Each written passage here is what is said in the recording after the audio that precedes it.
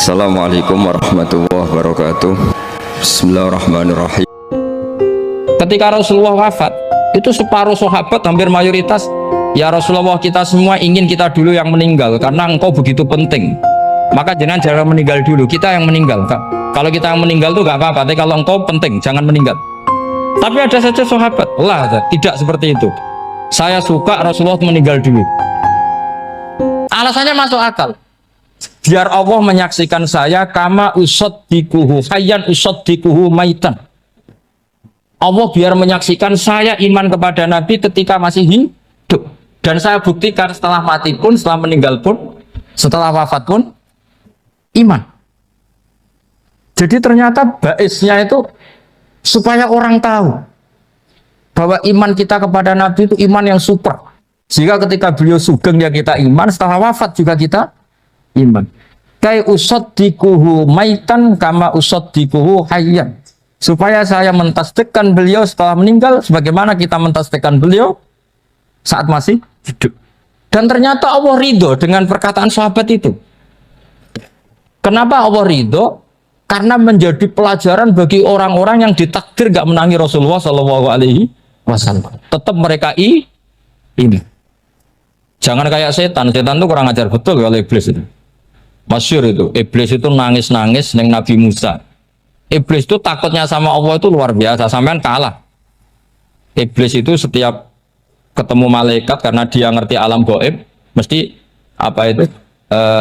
Kama sali syaitan idqala lil insani kfur falamma kafara qala inni bari'um minka inni akhafu wa rabbal alamin. Jadi setan iblis itu paling sering bilang inni akhafu wa rabbal alamin, karena iblis itu tahu surga, tahu neraka, tahu kekuasaannya Allah. Jadi takutnya sama Allah luar biasa. Makanya setiap dia mengajarkan kekafiran, setelah orang itu kafir gimana? Inni bari'um minka inni akhafu wa rabbal alamin. Saking takutnya sama Allah, suatu saat iblis ini datangi Nabi Musa. Karena tahu Nabi Musa itu kalimullah, orang yang bisa komunikasi langsung dengan Allah. Ya Musa, ya kalimullah, saya ini makhluk, saya takutnya sama Allah luar biasa. Tolong rayukan Allah supaya nerima tobat saya. Karena dirayu terus lama-lama Nabi Musa bilang, oke, tak rayukan Allah. Sama Allah, karena Musa kekasihnya, ya Allah, iblis punya ingin tobat, tolong dikasih hak tobat. Kata Allah, oke, dia bisa tobat asal mau sujud di makamnya Nabi Adam, karena kesalahannya dia gak mau sujud sama Nabi.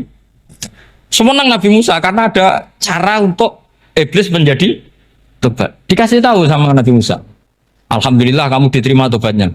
Syaratnya apa? Sujud ke kuburannya Nabi Adam. Wah, iblis gak tahu aslinya terus. Asjuduhu maitan wa qatla asjuduhu hayyan. Zaman urip aku ora gelem, mbok wis mati. Oh, dasar setan itu. Zaman urip aku ora gelem, wis mati mbok kon sujud. Kumat maksudnya, terus ya sudah, terus sampai sekarang akhirnya. Kalau sekarang tidak mungkin lagi karena nggak ada Nabi Musa. Jadi ijtihadnya sahabat melihat wafatnya Rasulullah itu beda-beda, dan ternyata semuanya diridhoni Allah. Karena ternyata yang suka Nabi wafat dulu adalah ingin supaya umat Islam tetap mencintai beliau, iman sama beliau, tasdik sama beliau, sebagaimana tasdik zaman sugeng. Makanya kita harus mencintai guru-guru kita. Uhibbuhu maitan kama uhibbuhu hayyan. Saya sampai sekarang itu ya merasa Mbah Mun itu tidak meninggal. Saya masih merasa kalau bapak saya tidak meninggal, karena kita mencintai beliau-beliau ketika hidup dan ketika wafat itu karena beliau-beliau sama kita juga seperti itu. Rasulullah itu ketika mendekati wafat, ya bahasa halusnya intaqala ila rafiqil a'la. Itu Nabi kalau ngedikan tuh rileks sekali. Hayati khairun lakum wa wafati khairun lakum. Cong aku nak uripku ya apik, engko nak aku wis kapundhut ya apik. Fa amma hayati fali asunna lakum as-sunan. Sebagian riwayat fa innakum tuhadditsuna anni wa uhadditsu ankum. Kalau saya masih hidup, saya bisa mengajarkan kamu sunnah, mengajarkan kamu tradisi-tradisi yang benar. Dan ketika aku mati, ketika aku sudah wafat, maka saya jejer Allah, kata Nabi. Saya berdampingan dengan Allah, maksudnya dekat Allah. Tentu bila kaifin walan bisa. Terus sudah fa inna amalakum, amal-amal kamu diperlihatkan ke saya. Berhubung saya sudah dekat Allah, kalau amal kamu baik, saya muji Allah. Kalau amal kamu buruk, saya langsung mintakan ampun kepada Allah. Jadi Nabi rileks sekali. Artinya saya hidup bagus karena bisa ngajarkan kamu as-sunan wa syara'i'. Kalau saya wafat karena saya dekat Allah. Kalau kamu baik, saya muji Allah. Kalau kamu buruk, saya mintakan ampun kepada. Guru-guru kita juga seperti itu. Justru setelah wafat, beliau-beliau punya kesempatan dekat sama Allah, dekat sama Al-Mala'il A'la, sehingga mendoakan apa? Kita. Nah, terus kata Sayyid Muhammad, wala taqulu lima yuqtalu fi sabilillahi amwat. Kamu jangan pernah berkeyakinan atau berpendapat atau berkomentar kalau orang-orang yang mati fi sabilillah adalah berstatus apa? Mati, amwat. Kalah. Terus kata Sayyid Muhammad, hadza li amati syuhada. Ketentuan ini bagi umumnya syuhada. Artinya gini, umumnya syuhada saja tidak berstatus amwat. Apalagi hadza Rasulullah sayyidul syuhada, sayyidul anbiya, sayyidul mursalin, tentu tidak pernah berstatus amwat. Ya saya ulang lagi ya, jadi zaman cara berpikir amatus syuhada, syuhada yang umum saja berstatus hidup. Tidak boleh distatuskan amwat. Apalagi Rasulullah itu sayyidus syuhada, sayyidul anbiya. Maka status beliau pasti hayyun la yamut. Pasti beliau itu hidup tidak.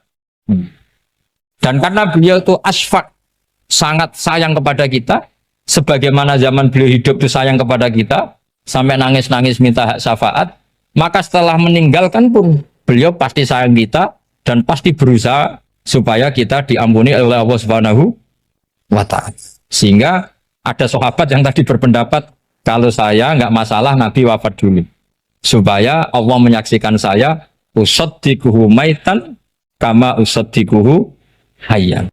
Jadi ini cerita ya, cerita sudut-sudut pan. Fikih itu penting sekali. Kata Sayyid Ali yang Shahibu Simtud Durar itu, wabihi qiwamus syariah. Yang bisa mengawal syariat itu hanya fikih. Fikih itu ya kalau yang paling gampang untuk kita misalnya punya Fathul Qorib, Fathul Mu'in, Fathul ya. Tapi yang faham betul, mesti faham itu ngelotok setengah hafal. Jangan bawa kitabnya tok, yang penting sekian semester terus selesai. Itu sama-sama dosa, itu dosanya ya dosa, mahasiswanya juga dosa. Karena sudah terlanjur sarjana agama, ternyata nggak bisa, itu kan mendingan dasar sarjana agama. Itu saya tak cerita sama Kiai Roba, itu ada fatwa Kiai juga wali. Suatu saat ada penyanyi dangdut top terkenal di Indonesia itu nyanyi dangdut ya penyanyi ya dai, entah itu hakikat entah majas tidak tahu. Itu Kiai itu fatwanya lucu, kalau kamu datangi dia pas main dangdut masih saya beri izin, tapi kalau datangi dia pas pengajian itu tak larang kan santrinya jadi eskal, ini pas pengajian dilarang, pas dangdutan kok malah dapat izin. Tapi bukan berarti halal ya, dapat izin. Dapat izin kan potensinya bisa karena dilarang lah ya tetap belerot. Terus suatu saat si santri ini setengah wali, tidak wali tapi setengah. Lama-lama itu memahami gurunya, ternyata sirinya begini. Kalau seorang penyanyi yang tidak pernah ngaji, kemudian ngomong agama, itu potensinya itu fadollu, wadollu, sesat dan menyesatkan. Tapi kalau dia sedang nyanyi dangdut, penyanyinya cowok, sama jangan bayangkan dangdut putri, enggak, itu cowok sudah tua lagi. Jadi potensi halalnya ada lah maksudnya untuk, tapi tidak alat musiknya, orangnya. Tapi kalau dia nyanyi itu paling dosanya hanya nyanyi. Saya ulang lagi, murid tadi akhirnya paham kalau datangi pengajian itu artinya ikrar kalau dia seorang dai atau seorang yang layak ngomong apa? Agama.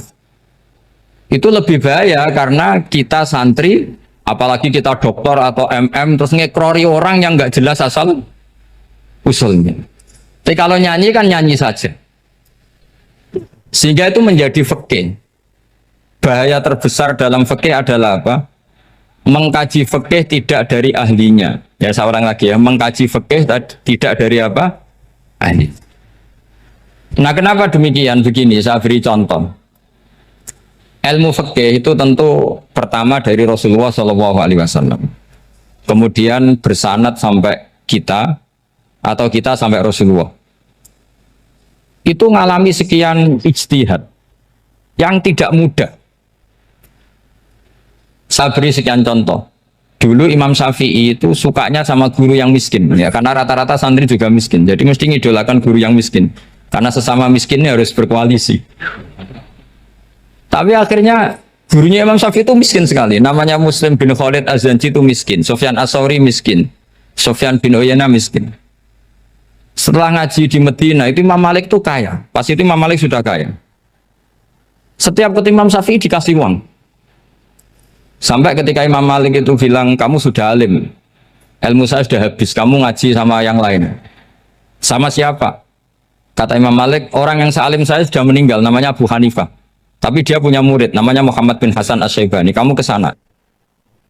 Terus Imam Malik datang ke Baki. Dulu Baki itu pasar rental, ya Grab lah kira-kira sekarang. Itu mengumumkan, siapa kafilah yang mau ke Irak? Kita ya Imam Malik, dibayari sama Imam Malik. Ini yang antar ke Irak, ke Muhammad bin Hasan Asy-Syaibani. Imam Malik mulai ngeper. Guru saya yang miskin tidak pernah nyangoni, guru-guru saya yang kaya sering nyangoni. Mulai memasalahkan kiai miskin, gitu. Kira-kira seperti itu mulai masalah. Setelah datang ke Irak, di Muhammad bin Hasan Asy-Syaibani itu si Muhammad bin Hasan Asy-Syaibani itu kalau ngitung uang itu di meja tamu. Jadi punya emas lantaan, punya uang. Kira-kira kalau Indonesia punya rupiah, punya dolar, dihitung itu di ruang tamu. Kata Imam Syafi'i, saya dengan Imam Malik saja nggak serk, ini lebih kedonyan lagi kiai. Ngitung uang itu di ruang tamu. Terus akhirnya si Muhammad bin Hasan Asy-Syaibani ini ahlul usul, dia pakar usul. Kamu heran sama saya? Iya, kiai kok kedonyan. Dia ngomong gitu. Tapi kata Muhammad bin Hasan Asy-Syaibani, kalau kiai tidak boleh kaya, itu tak kayak nawang fasik. Dan gue demenan, gue mabuk. Oh jangan, nanti dipakai maksiat. Penjenengan mawon kersane digetoat. Berarti kiai oleh sugih, mun pun angsal-angsal. Semenjak itu jadi satu fikih bagi Imam Syafi'i.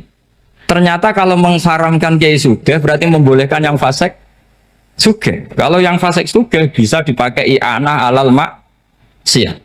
Semenjak itu mindset pikiran Imam Syafi'i rubah. Saking rubahnya sampai beliau berpendapat orang bisa beli Alphard, kok beli carry itu haram. Bisa jadi bupati kayak Pak Roba, kok jadi RT haram. Sokanya gitu.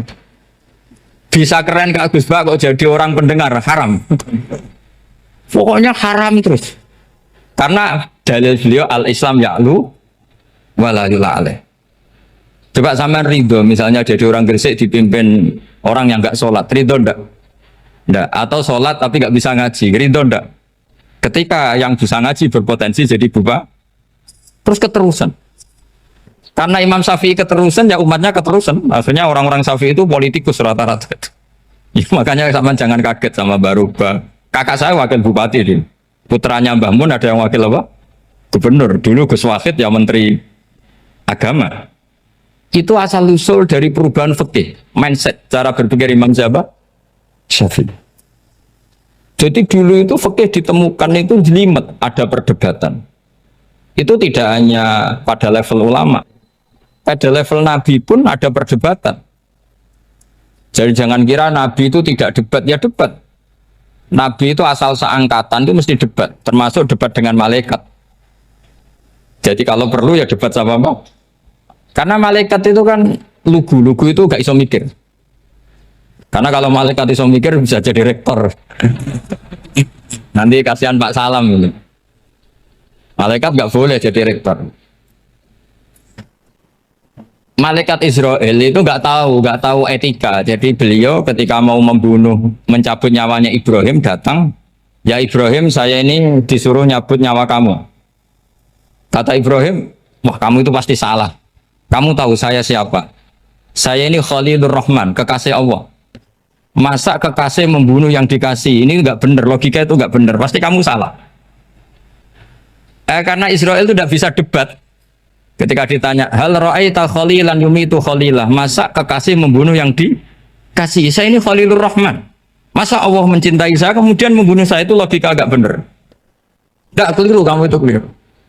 Israel akhirnya terbang lagi. Ya Allah, katanya logika saya ini salah. Karena masa kekasih membunuh yang dikasih. Karena Israel nggak pernah sekolah, nggak pernah sekolah. Nggak bisa dia jawab. Akhirnya diajarin Allah. Dah kamu bilang gini ke Ibrahim. Hal ra'aita khalilan yakrahu ayyalqa khalila. Masa kekasih tidak siap ketemu yang dikasih. Dibalik logikanya. Akhirnya datang lagi ke Israel. Kata Allah begini, masa jenengan kekasihnya tidak siap ketemu yang kau kasih. Oh ya oke, mati gak apa-apa. Jadi ilmu itu ngalamin perdebatan. Jadi saya datang murni karena Kiai Mas Buhin, bukan karena MC. Itu dosa besar kalau saya datang karena MC. Karena saya punya kewajiban yang lebih besar. Jadi yang bisa mengalahkan adalah a'dzama minhu, yang super besar kira-kira. Karena jelas ada riwayat inna min abaril birri silatar rojuli ahlawuddi abi. Ya, inna min abaril birri silatar rojul ahlawuddi abi. Di antara kebaikan yang sangat baik adalah seseorang menyambung teman bapaknya. Padahal sampean kan nggak mungkin teman bapak saya. Teman saya aja nggak mungkin, nggak level apalagi bapak saya kan. Jadi malah mohal itu. Saya berkali-kali cerita di mana-mana cerita. Fikih itu harus dievaluasi karena ini masalah furu'iyah. Saya berkali-kali cerita di mana-mana cerita. Hukum berteman orang fasik gimana? Pasti orang jawab haram karena takut ketularan orang fasik. Tapi kalau dibalik, hukumnya bina orang fasik gimana? Ya baik, umatnya Nabi. Bisa bina kalau berteman. Kamu bisa bina orang fasik tanpa berteman? Nggak bisa. Jadi kalau dibalik, hukum berteman orang fasik gimana? Haram. Hukumnya bina orang fasik? Baik. Bisa bina kalau berteman. Berarti berteman orang fasik? Ya terus nanti pada level lapangan sih gampang. Kalau yang soleh membina yang fasik dan yang fasik ketularan yang soleh, maka ternyata kalau yang soleh ketularan fasik ya berarti ternyata buruk. Tapi kan hukum masa nunggu kenyataan kan, jadi nggak hukum. Di mana-mana hukum itu kan ada asumsi karena ini masalah ijtihad. Nah itu yang dilakukan para ulama kita. Jadi sampean harus mengkaji fikih secara detail karena tidak hanya kita yang khilaf. Nabi-nabi juga khilaf dalam menentukan dakwah ilallah. Wali-wali kita kayak Abdul Hasan Asyadili sama Sayyid Abdul Al-Haddad itu juga. Imam Ghazali ya khilaf. Imam Suyuti itu kalau ketemu Al-Qastolani itu saling nggak nanya, saking nggak cocoknya. Masyhur itu. Jadi ulama ya ora cocok. Bedanya nak saiki perkara partai. Kalau orang gini enggak. Karena pakai asumsi. Pakai asumsi karena memang susah. Nggak misalnya tak bedai, tak beri yang nggak misalnya ada orang rukuk kemudian kentut, itu sholatnya batal apa enggak? Enggak, jawab saja. Nggak, orang sholat kemudian pas rukuk kentut atau kelihatan auratnya, sholatnya batal apa enggak? Batal. Itu keliru nih sampean, itu salah dosennya mesti itu. Pertanyaannya gini, yang dikatakan sholat itu kan aqwalun wa af'alun muftatahatun bitakbir muftatamatun bitaslim. Lalu ketika sampai rukuk apa sudah namanya sholat jika kamu katakan batal? Namanya sholat aja belum kok sudah kamu katakan batal gitu.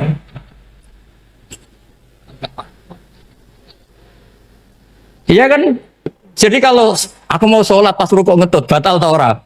Mestinya jawaban yang benar, ya ora sholat jadinya gitu. Karena kalau dikatakan sholat definisinya harus sampai salah.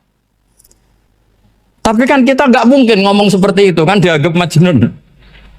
Padahal itu yang benar, yang punya kecerdasan. Nah makanya pertanyaannya, fikih itu ngikuti bahasa awam apa bahasa istilah? Kalau ngikuti bahasa awam ya kayak tadi, sholat kok pas rukuk kentut maka batal. Sebenarnya yang batal itu sholatnya apa rukuknya? Nah makanya terjadi perdebatan. Kalau yang pakar-pakar usuli itu salah istilah itu nggak mau. Saya ulang lagi, kalau pakar-pakar usuli itu salah istilah itu nggak mau. Terus misalnya tak beri contoh lagi. Kalau imam itu sudah salam pertama, Salam pertama itu yang rukun kan salam pertama. Berarti setelah salam pertama imam sudah keluar dari sholat apa belum? Yakin? Ya sudah. Sekarang sama tak bedain. Lalu makmum itu kesunatan langsung berdiri apa nunggu imam salam kedua? Enggak, jawab satu. Nunggu salam kedua kan? Itu kriminalnya sampai Anda itu. Kriminalnya begini. Berarti Anda bergantung sama orang yang sudah tidak sholat. Kata kamu setelah salam pertama dia sudah tidak sholat. Berarti kamu menginstruksikan makmum berhubungan dengan orang yang sudah tidak sholat. Karena sudah keluar dari sholat ketika salam pertama. Kalau kamu di debat gitu gimana jawabnya? Pusing kan? Berarti robtul makmum bisolatiman sing wis laisa fi sholatin. Berarti menggantungkan sholat sama orang yang sebetulnya sudah tidak sholat. Ada yang jawab, sebagian ulama fikih tetap disunatkan menunggu salam kedua. Karena salam kedua itu masih paket meskipun tidak rukun. Juga paketnya selesai. Tapi selalu pertanyaannya gini, lalu setelah salam pertama itu imam masih sholat enggak? Sudah sama berani jawab toh? Nah ini pentingnya bodoh, gak mikir sebenarnya.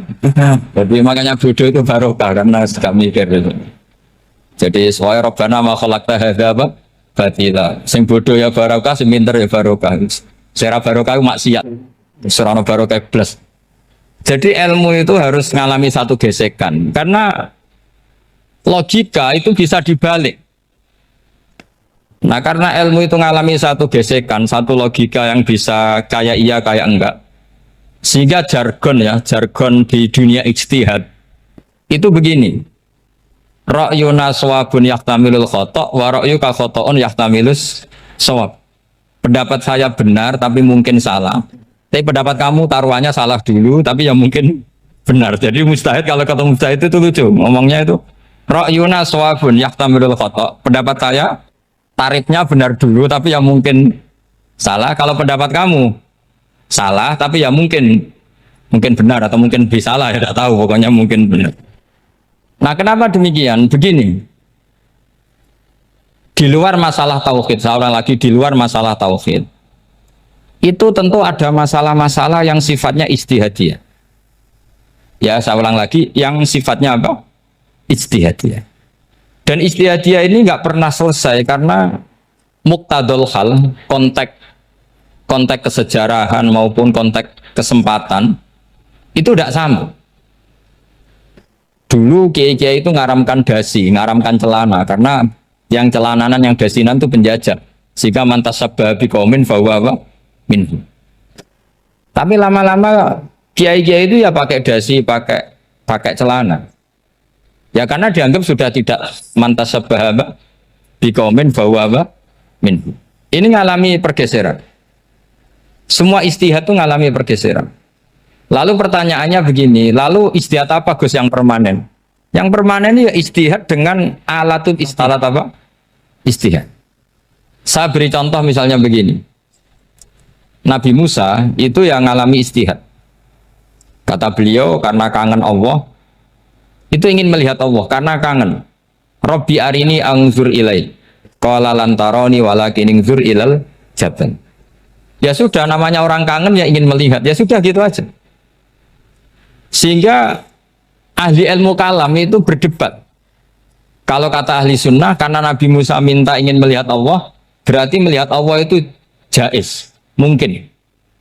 Karena Nabi gak boleh bodoh meminta sesuatu yang mau hal. Maka antipatinya ahli sunnah terhadap pendapat Mu'tazilah itu antipati. Karena menurut pendapat Mu'tazilah, Allah itu qadim, Allah itu laisa kamitslihi syai'un, sehingga gak bisa dilihat. Pertanyaannya adalah berarti Nabi Musa meminta sesuatu yang mau hal. Itu bodoh sekali sampai nggak tahu mana mau hal, mana apa jaiz. Makanya kata Imam Ghazali, masa Nabi Musa yang Nabi nggak tahu kalau melihat Allah itu mau hal. Sampai minta berarti nganggap itu jaiz atau boleh. Itu cara pandang orang-orang ahli sunnah apa? Wal jamaah. Tapi tetap saja sebagian ulama itu ya balelo. Yang kayak Mu'tazilah itu ya balik loh cara berpikir pokoknya itu karena kangen bukan karena mungkin atau tidak mungkin. Jadi nggak mungkinnya tetap tidak mungkin. Terus mereka dalil la tudrikul absar wa huwa yudrikul absar. Nah, sudut pandang ini akan terus. Ada seorang wali ditanya, kalau kamu di surga ingin melihat Allah apa enggak? Jawabnya enggak. Kenapa ya? Kasihan Allah.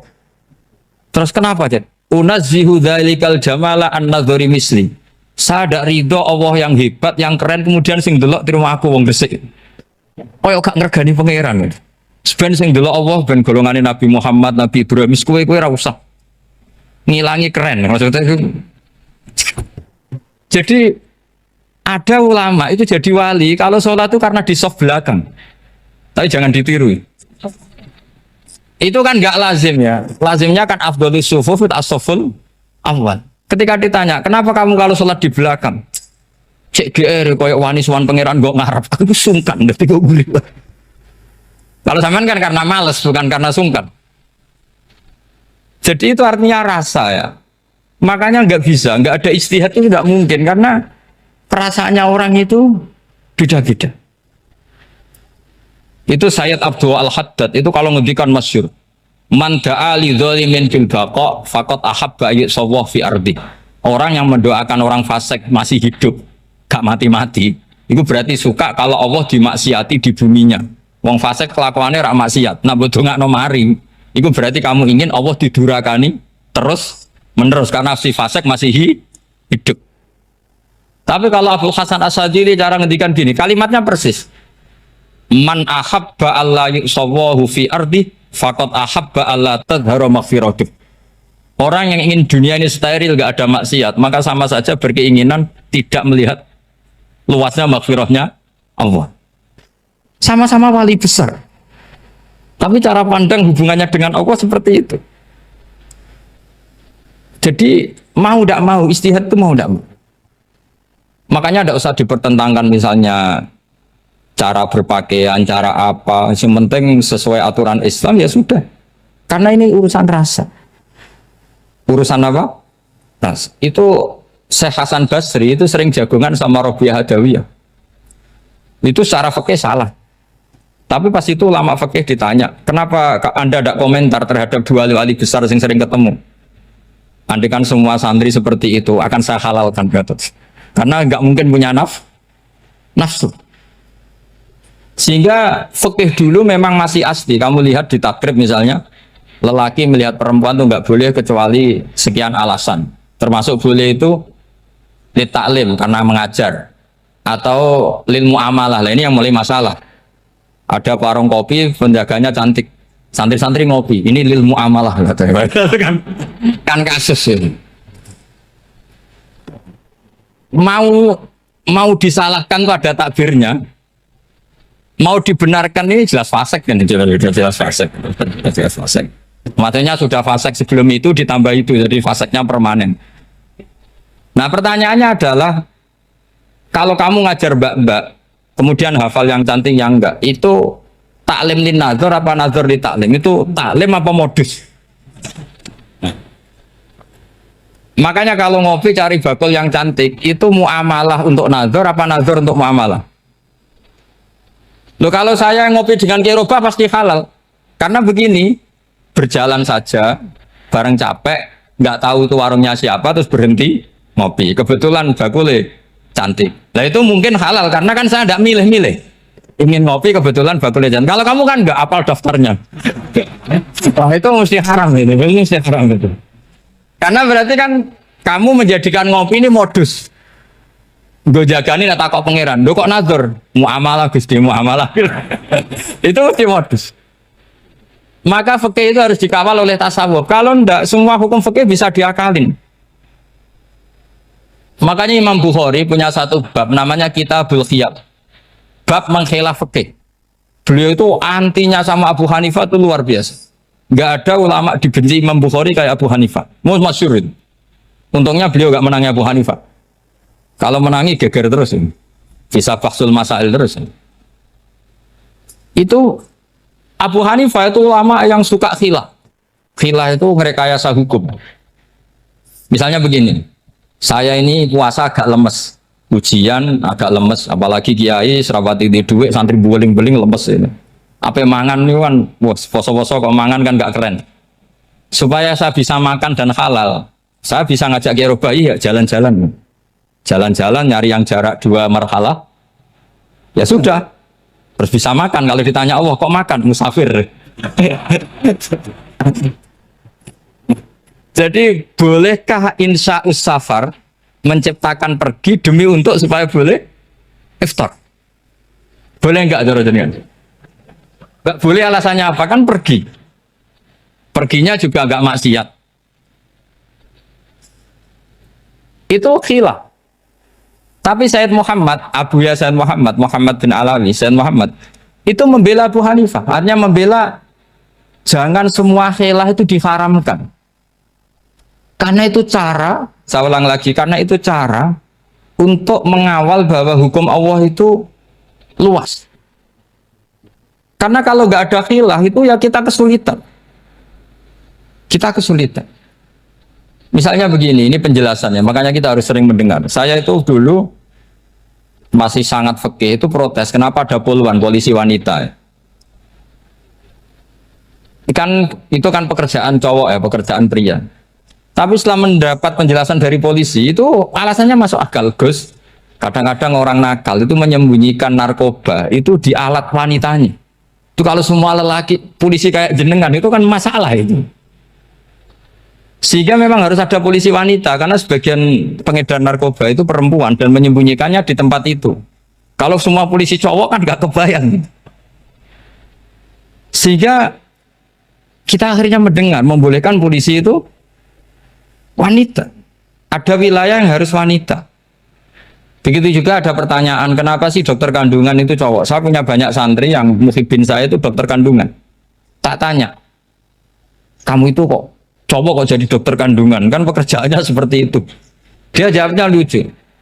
Dari 10 yang tes jadi dokter kandungan, itu yang cewek itu lulus 2. Yang cowok lulus semua. Karena ketika cewek dites melihat ketuban pecah darah itu langsung pingsan. Sehingga yang secara psikologi dablek itu kan memang lelaki. Jadi serah wongnya sewakit santai. Kadang nggak lahir-lahir dintaini nang jopo rokokan santai. Itu kalau cewek yang jadi dokter kandungan itu nunggu jam 11, jam 4 sudah pingsan. Nah ini cerita, bukan berarti saya menghalalkan, enggak. Kita harus mendengar, saya ulang lagi, kita harus apa? Dan itu setelah mendengar, itu nanti jadi disiplin ilmu, yaitu namanya fikih.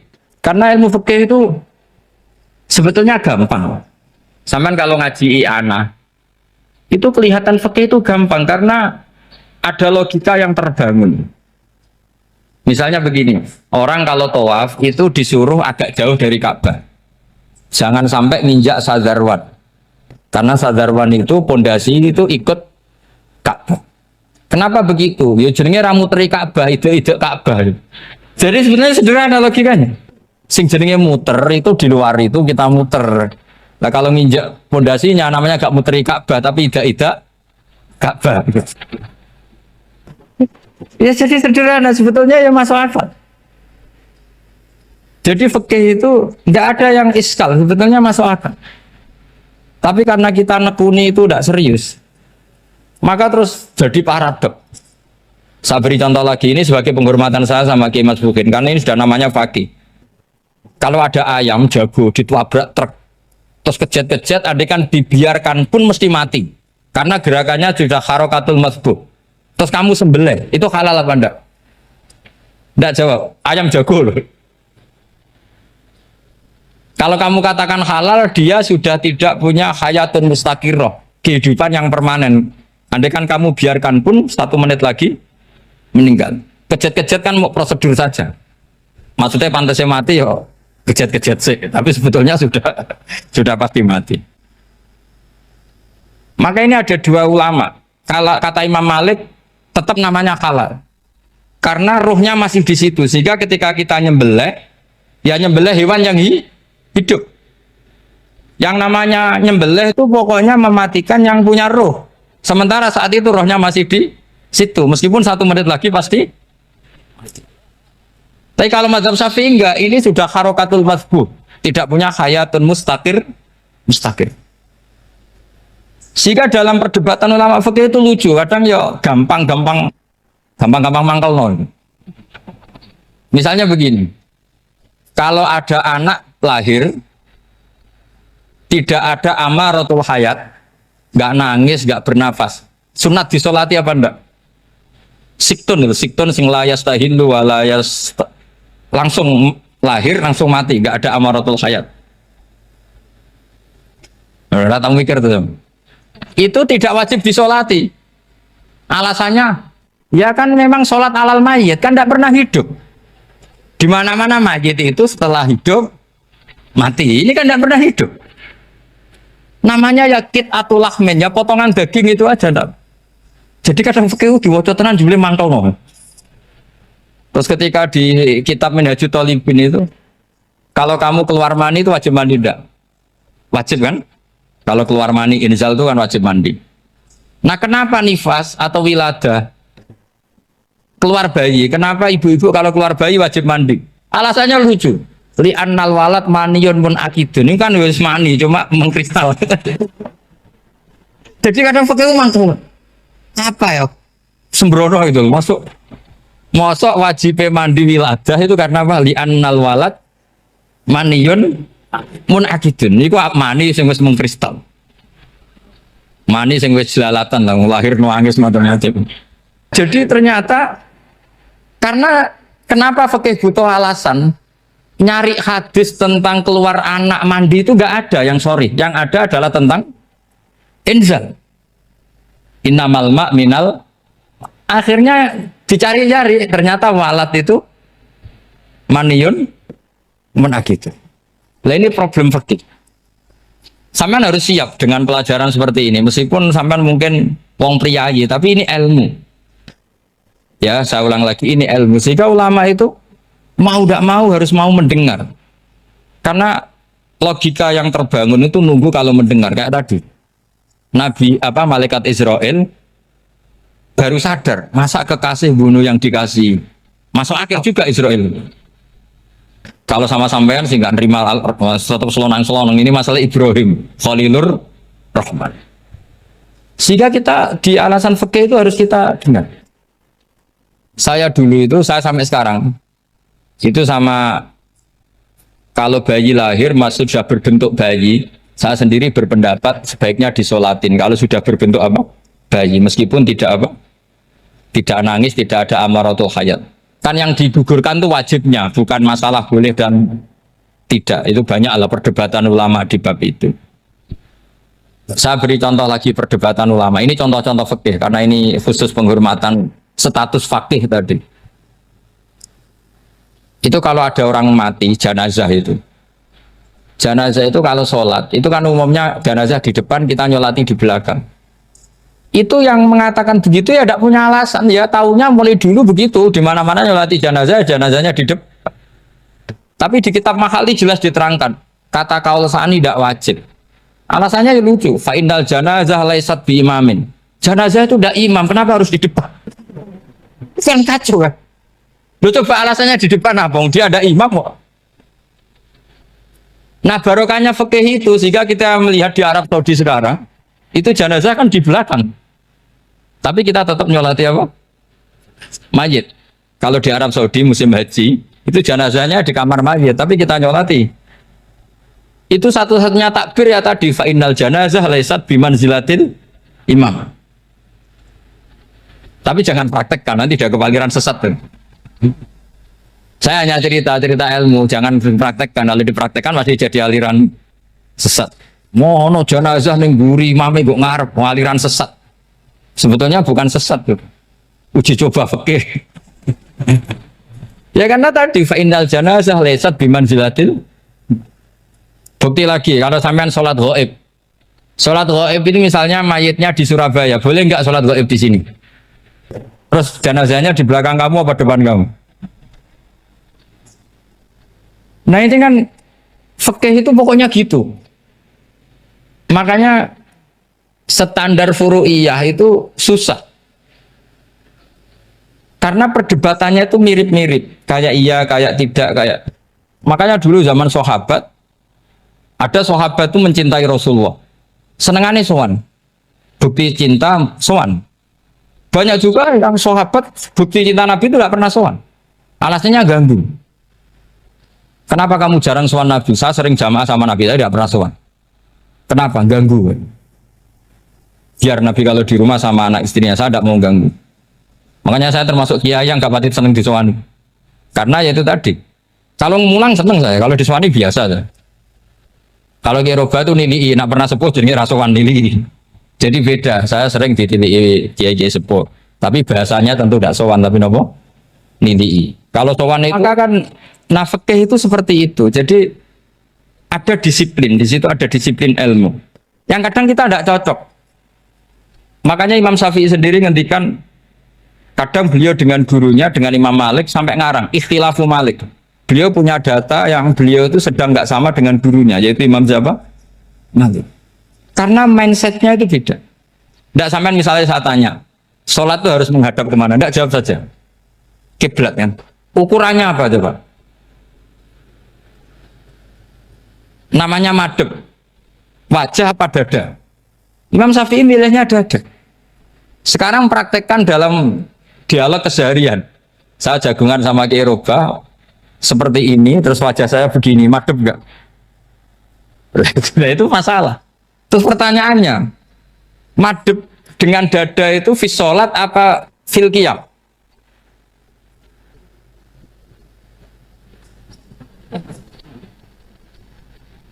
Loh, enggak, kalau fis sholat pas sujud, dada kamu madhep mana coba? Kamu enggak pernah mikir kan? Ya madhep pakai dada itu kan kalau berdiri, kalau rukuk sama sujud.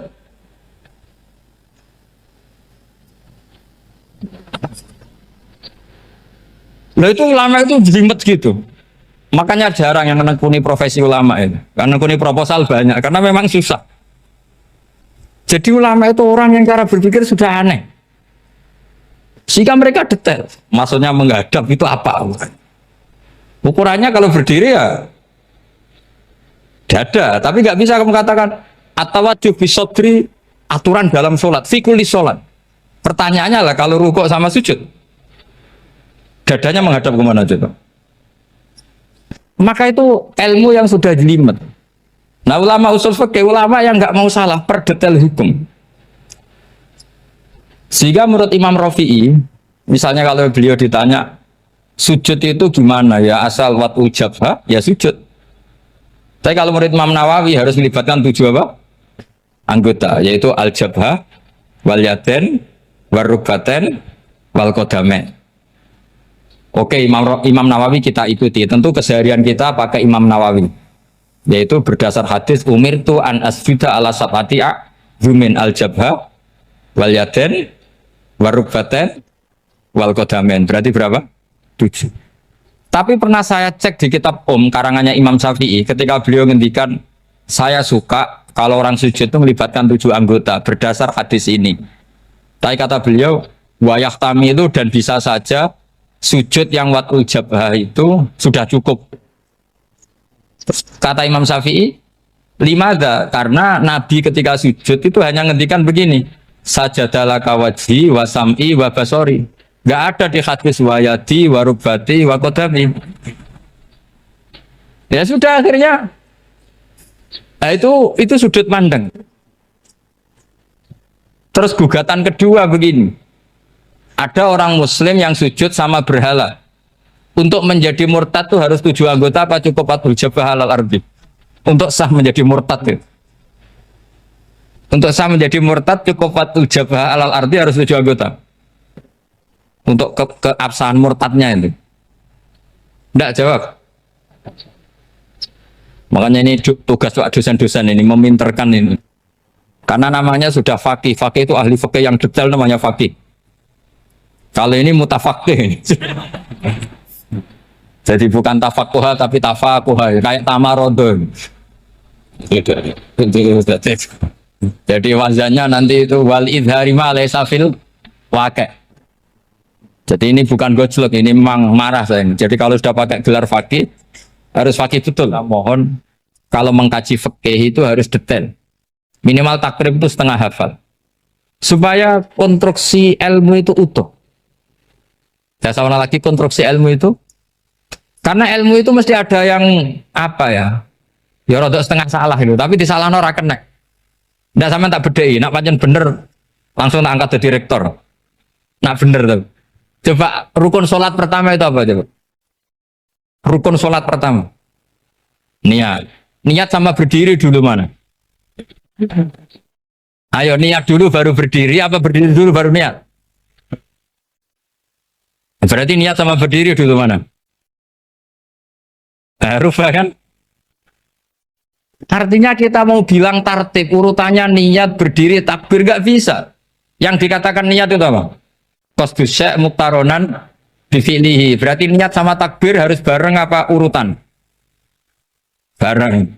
Terus dengan qiyamnya urutan apa bareng? Bareng apa urutan? Loh enggak, kalau urutan berarti takbir dulu duduk baru berdiri. Nah maka seperti ini itu mau tidak mau kita salah. Dikatakan tartib ya salah, dikatakan serentak ya salah. Cuma karena kita bodoh, gak tahu mikir itu. Alhamdulillah kan di situ itu. Udah coba niat sholat loh, niat takbir qiyam dulu man. Niat takbir qiyam dulu mana coba? Dulu qiyam. Enggak ada kitab yang mengatakan arkanus sholat awaluha. Oh, dianggap kitab kriminal maksudnya. Makanya ngendikan ulama-ulama di sarah-sarah mau tidak mau sebagian istilah itu tasamuh itu wis tiga gampang ngono kok repot. Karena kita tidak bisa detailnya. Coba misalnya puasa Ramadan itu wajib apa? Tabi itu niat, nginep no niat. Sing darani nginep itu umure lama apa enggak? Lama kan? Sekarang sebelum 2 menit kamu baru niat, sah apa enggak? Sah. Itu sempat nginep apa enggak 2 menit itu? Enggak sempat kan? Jadi ilmu itu makanya kata ulama-ulama pokoknya ilmu itu mesti ono unsur tasamuh. Tasamuh itu ya tiga gampang. Apa? Tiga gampang. Misalnya Imam Syafi'i berpendapat mashu ba'dir roksi. Itu kata beliau walau sya'rotan fi hadir roksi. Meskipun satu rambut asal masih di wilayah kepala. Tapi kalau rambut itu dikeliwir, dibasuh di sini enggak sah. Karena sudah keluar dari batas apa? Kepala. Imam Syafi'i cara berpikir kan ya ngene iki jenenge basuh sirah. Tapi cara Abu Hanifah enggak. Ya enggak, yang namanya megang kepala itu ya minimal 1/4. Masa gitu dikatakan Lalu ulama usul fikih itu berdebat. Sesuatu itu sesuai masodaknya. Masodak itu yasduku alaihi kadza. Yaitu ini tadi saya cerita ke Ibu Khen tentang ngaji Jamul Jawame. Ini ilmu yang di Jamul Jawame. Sesuatu itu ukurannya mayasduku alaihi kadza apa dengan takrif definisi. Misalnya gini. Sholat itu batal dengan makan. Kalau kamu sholat makan batal enggak? Enggak, jawab saja. Batal. Itu satu upo apa satu piring? Enggak, jawab saja. Satu upo sudah batal. Sekarang bab makan di ngurmat tamu. Cong tamuku keimangan. Iku sak upo apa sak piring? Nah ini kan tidak fair. Di bab tamu makan satu piring, tapi di bab sholat satu upo. Maka pertanyaannya, lalu penamaan sesuatu itu berdasar masodak, mayasduku alaihi ismu kadza, atau berdasar uruf?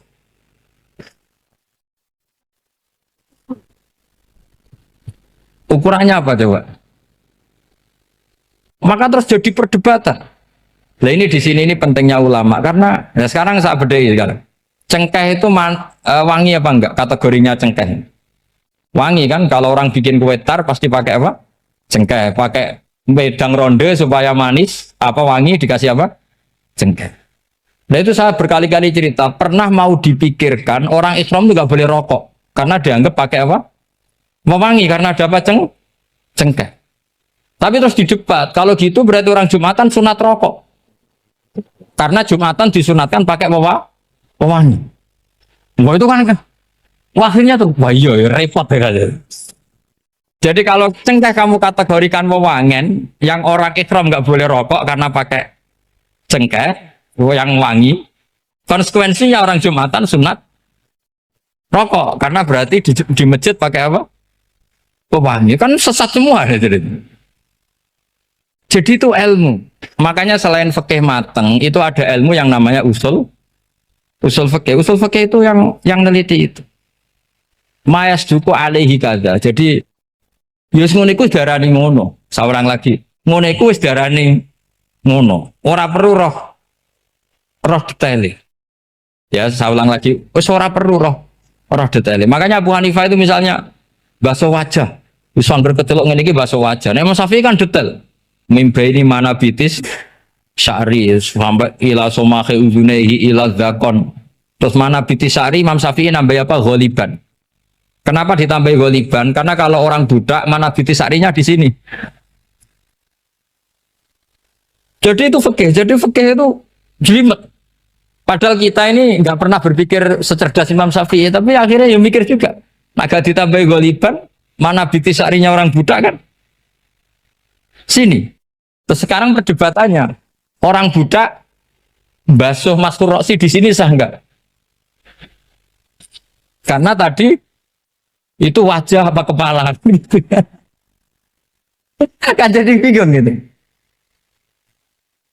Ya makanya ini mukadimah saya supaya sampean lebih disiplin belajar fikih dan setidaknya didiskusikan lah kitab-kitab Minhajut Thalibin atau kitab-kitab Mahali karena di situ nanti ada perdebatan.